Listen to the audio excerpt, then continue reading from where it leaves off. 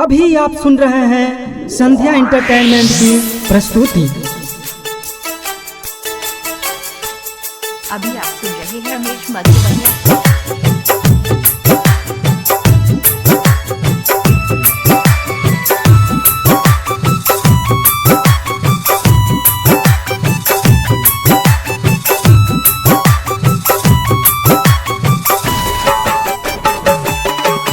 हमरा गवना करा कसैया आहा चल गेलौ यो लग सब दुनिया के चक्कर में है आहा पैर गेलौ यो हो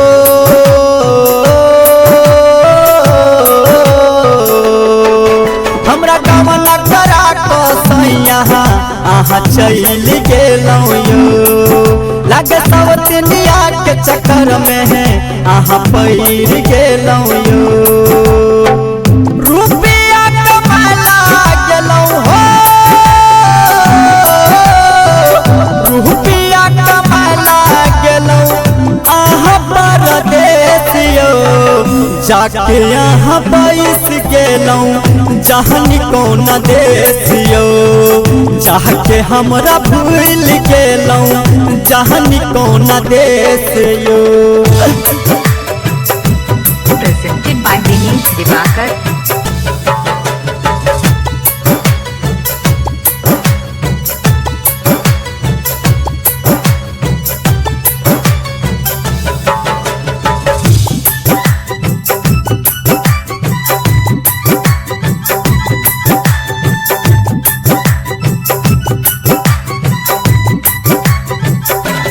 आहा आहा बिना करह सैया हाथ के कंगनमा आबैया याद यहाँ के लागै नहीं मनमा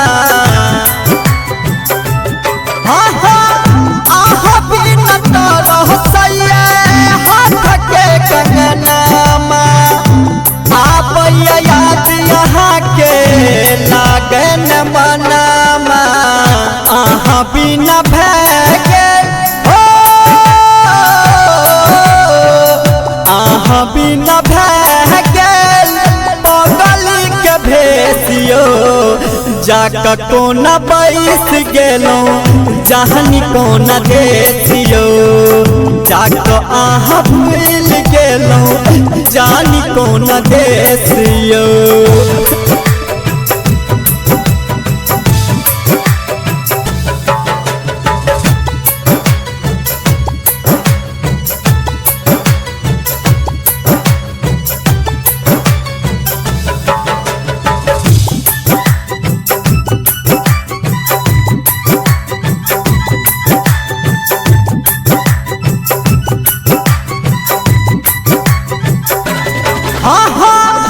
राहिटर न जाम पिया ढोल चल जिगारी दुआरा पे बैठी बैठी रहिया निहारी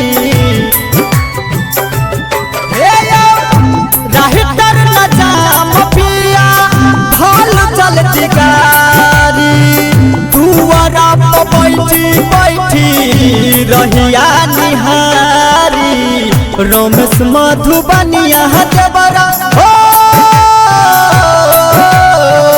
रमेश मधुबनिया देवरा रहे नहीं पासियो जाक आहा बैस गेलौ जहनी कौन देसियो जाक हमरा भूल गेलौ जहनी कौन देसियो।